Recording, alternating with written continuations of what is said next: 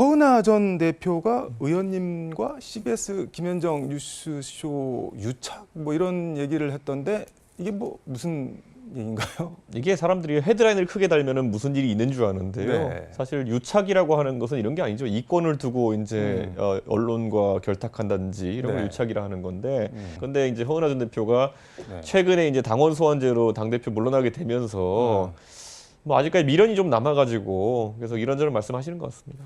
해프닝이라면 해프닝인 것 같은데 관련해서 이재명 대표 페이스북에 뉴스쇼가 왜 대체 민주당과 이재명에게 심하게 하나 했더니 이런 악의적 프레임이 다 이유가 있던 모양 뭐 이런 글을 적었는데 저는 앞으로 국민들께서 대통령이나 중요한 직위의 공무원 뽑을 때 꼭 피해야 되는 유형이 있다. 근데 뭔가요? 방금 전에 이재명 대표가 말씀하신 부분을 놓고 저는 네. 엄청난 피해의식이 있구나. 그러니까 본인에 대해서 여러 사법 리스크나 이런 것들이 네. 전개된 것이 100% 검찰 탓이고 100% 언론 탓이다라는 인식을 하고 있고, 네. 그럼 나는 내가 지금 가진 어떤 힘을 바탕으로 해가지고 언론이나 검찰을 길들이게 해야겠다. 이런 분들이 나중에 이런 식으로 사회 개조하려다가 나 망가뜨릴 수 있다. 저는 이렇게 생각하거든요. 저는 그래서 굉장히 이 부분에 대해서 국민들이 심각하게 보셔야 될 것이, 네. 입맛에 맞지 않는 언론은 다 가짜 뉴스다. 라고 하면서 대신 유튜브 봐라. 이렇게 했던 분이 윤석열 대통령이거든요. 네. 그러다 보니까 유튜브에서 떠드는 과학적 근거가 전혀 없는 부정선거 음모론 이런 거 붙들고 이제 대통령이 몰락한 거거든요. 네. 저는 지금 아마 이재명 대표도 그 조기 첫 단계 아닌가. 나에 대해서 부정적인 언급이 나오는 언론은 나의 적이다. 네. 라는 언론관을 드러내기 시작했다 봅니다. 피해의식 말씀해 주셨는데 19일 MBC 100분 토론에 이재명 대표가 출연했는데 이 해당 페이스북 내용에 대해서 내 뜻에 부합했다 그렇게 얘기를 하면서 언론은 나한테 불리한 것은 단독 특종이라면서 신속하게 보도하고 내가 무죄 판결을 받으면 별로 보도가 없다. 총량으로 따지면 저한테는 마이너스 쪽이다 이렇게 얘기를 했는데 이것도 그럼 일종의 피해의식의 발현이라고 보시는 건가요? 그렇죠. 아니 저야말로 뭐 억울한 일이 없겠습니까? 당대표 쫓겨날 때 네. 대서득필로 무슨 성상납 의혹 이런 거 언론이 보도했는데 나중에 네. 성상납 혐의 무혐의 나고 나가지고는 그만큼 동일량으로 보도 안 했거든요. 저 여기서 어디 가서 불평도 안 하잖아요. 그러니까 이재명 대표가 뭐 본인이 아주 특별한 불합리한 대우를 받고 있다는 듯이 그렇게 말씀하시는 거는 네. 언론 길들이기의 일환이다라고 저는 보기 때문에 부적절하다 그렇게 봅니다. 근데 뭐 악의적이라는 표현을 이재명 대표 페이스북에서 썼는데 어쨌든 특히 보수 언론 이런 데는 이재명 대표의 적대적이거나 적어도 우호적이지 않은 거는 사실이잖아요. 그러면 그런 보도들이 계속 누적이 되면은 피해의식과 경계심이 생길 수도 있는 거 아닌가요? 아니 저한테는 뭐 예를 들어 네. 뭐 경향신문이나 한겨레 신문에서 네. 사설로 아예 저를 뭐 혐오주의자 무슨 뭐 갈라치기 뭐 이런 식으로 공격한 게 몇 년째 됐거든요. 네. 제가 그런 거 보고 나서 뭐 공식적으로 그런 언론사들에 대해 가지고 제가 반박을 할 수 있어서 제가 거기를 비판하거나 이러진 않거든요. 그분들의 논조라는 거, 회사의 논조라는 것이 네. 제가 지향하는 그런 세상과 다를 수는 있겠지만은 그게 악의라고 보진 않거든요. 네. 그분들의 관점이 저랑 다른 것이지. 네. 그런데 언론관이 이재명 대표는 본인을 비판하거나 아니면 본인의 관점에 대해 지적하면은 악의라고 보는 것 같아요. 저 굉장한 피해의식이고 국가를 경영하기에는 좀 부적절한 인식이다 이렇게 봅니다. 근데 그런 피해 의식이 설사 있다고 하더라도 그게 어떤 뭐 물리적인 압박이나 실력 행사로까지는 안 가지 않을까요? 그래도? 근데 이미 사실상 네. 어떤 특정 프로그램과 특정 방송국을 찍어가지고 이재명 대표가 지적을 했고 네. 그에 따라서 이재명 대표를 맹목적으로 추종하는 분들이 거기 가서 뭐 댓글로 막 계속 공격하고 이렇게 하는 거는 좌표 찍었다 보는 거거든요. 그러니까 저는 이재명 대표가 이미 네. 그런 물리력 행사를 시작했다고 봅니다.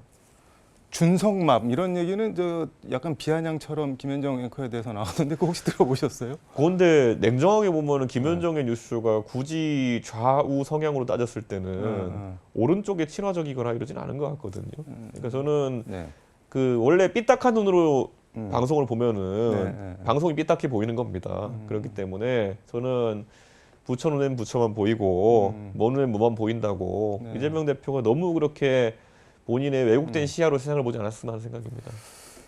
윤석열 대통령 유튜브 얘기해줬는데 네. 뭐 이재명 대표도 기존 레거시보다는 김어준 뉴스공장, 이동영 TV 이런 그러니까 본인한테 우호적이라고 생각하는데 유튜브를 더 좋아하는 경향이 있는 것 같습니다. 그게 우리 국민들이 지금 네. 이 방송 보시는 광주 네. 방송 시청자분들이 조심하셔야 될 게 윤석열 대통령이 대통령 되기 전부터 그런 낌새를 보인 게 사실 굉장한 징후였거든요.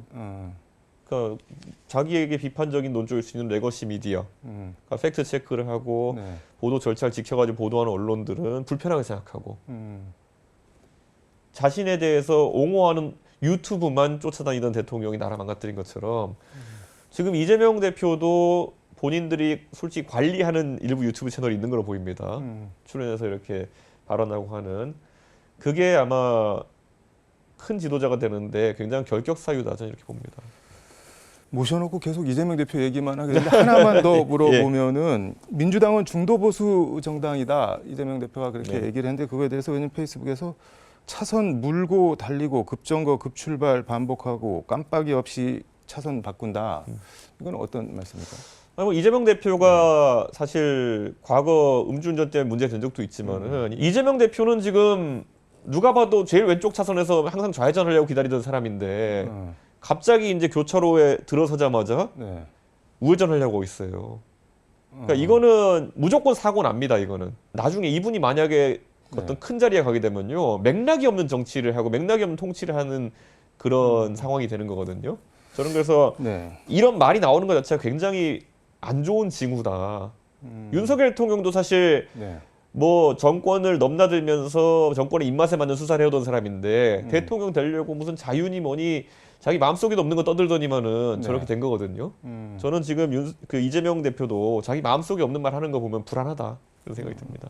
한동훈 대표 국민이 먼저입니다가 시중에 풀렸는데 26일 이게 보니까는 여기서 이재명 대표를 대한민국에서 가장 위험한 인물이다 이렇게 평가를 했다고 하는데 뭐 동의하시는 부분이 일정 부분 있나요 그러면? 뭐 사실 누가 더 위험하냐를 상대적으로 따지는 건 의미가 없고요. 네. 저는 이재명 대표가 보여준 리더십이 좀 저도 마음에 안 드는 건 사실이지만 그렇다고 한동훈 전 대표는 네. 정치에 들어온 뒤로 그냥 패장의 연속이거든요. 한 번은 비대위원장 맡아가지고 총선 몰패를 당했고 한 번은 대통령이 탄핵당하는 그런 정당의 대표를 지내다가 이제 물러났고 저는 한동훈 대표가 왜 이재명 대표한테 꽂혔는지는 알겠지만은 네. 지금 이재명 대표를 한동훈 대표가 뭐 어떻게 묘사하느냐가 전국에 큰 변수가 되지는 않을 것 같습니다. 근데 그런 얘기도 했던데 하나만 더 여쭤보면 계엄이나 처벌 규정을 개정을 해서 본인 처벌 피하려고 할 거다 이재명 대표가 계엄을 언급을 했는데 계엄이 이런 사단이 난 걸 봤는데 이재명 대표가 무슨 계엄 같은 걸 할까요? 그 한동훈 대표는 그런 얘기를 하던데. 그러니까 보수 일각에 있는 네. 그러니까 이재명 대표는 굉장히 그들 관점에서는 이상한 사람이기 때문에 네. 계엄을 할 수도 있다. 그리고 민주당이 이제 180석 가까운 네. 범진보 의석을 갖고 있기 때문에 계엄 해제도 안 될 것이다. 음. 이런 식의 이제 주장을 하는 분들이 있는데 네. 그런 것에 한동훈 전 대표가 편승하려고 하는 것이 아니냐. 최근에 보면은 친한계라고 하는 분들이 며칠 전에 광주에서 5.18 묘역도 참배하고 김상욱 의원. 네. 이런 모습을 본 김상욱 의원을 네. 쳐냈잖아요. 단톡방에서 쫓아냈다고 하더라고요. 그렇죠. 그게 파문한 거죠, 사실상. 저는 한동훈 전 대표와 그 주변 분들도 네.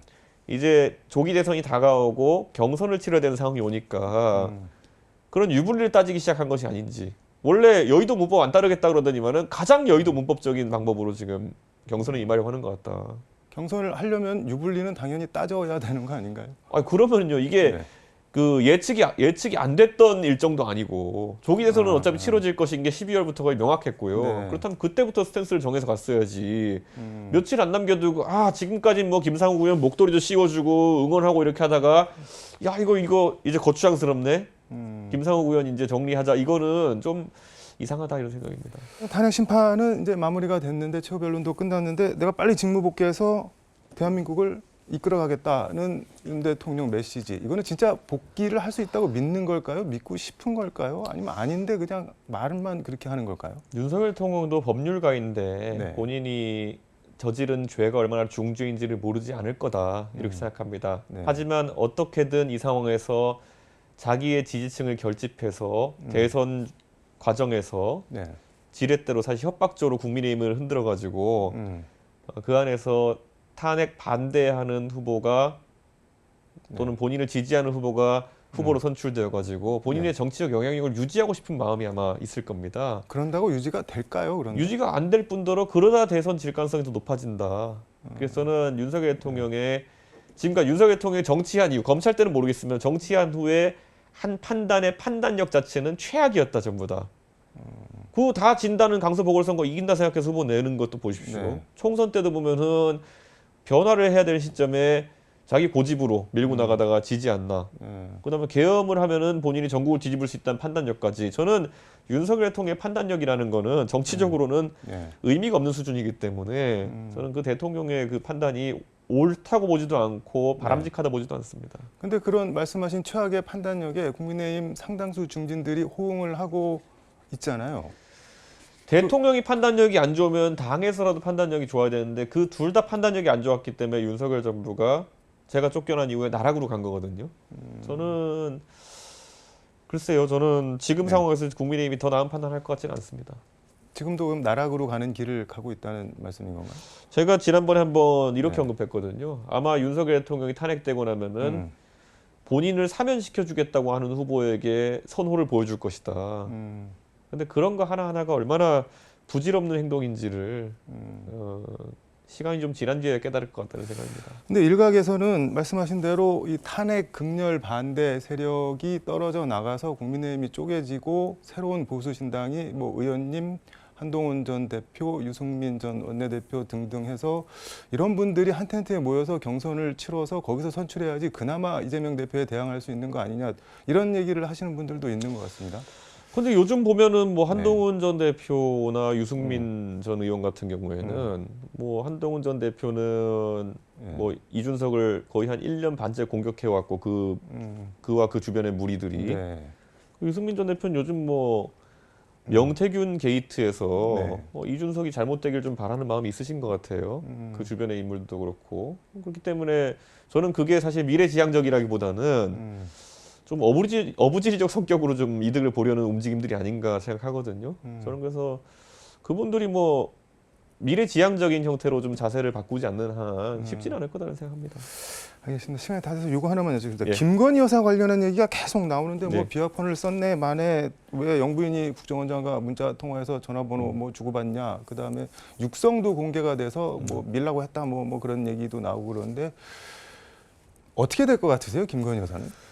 저는 김건희 여사가 사실 정권 내내 여러 가지를 개입했다는 뭐 설은 저도 많이 들었지만은 육성을 들어보니까 확실한 것 같습니다.